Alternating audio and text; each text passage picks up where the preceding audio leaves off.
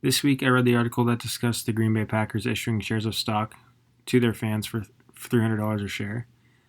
And in this offering, they offered 300,000 shares total, and in less than 72 hours had sold 119,000. By doing this, they raised almost $40 million, and if they sell all 300,000, they will raise $100.5 million, which is just a fraction of what they could make because they still have 4.7 million shares that they are authorized to sell. I think it's important to point out, though, that these shares are unlike your usual shares in the sense that they offer no control over the team, but are seen as more of a memorabilia product. Since cryptocurrency is becoming more popular these days, I think this begs the question of fans possibly gaining somewhat of a partial ownership of teams via cryptocurrency.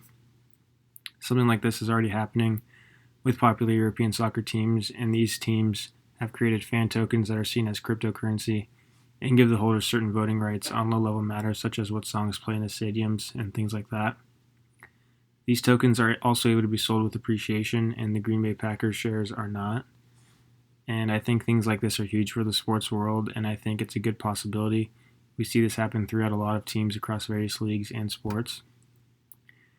Hardcore fans always love to prove that they are different than the casual fan, and what better way to do that than purchase the right to say you have ownership of a certain team? Now, with all that being said, the NFL rules currently ban teams from issuing tokens.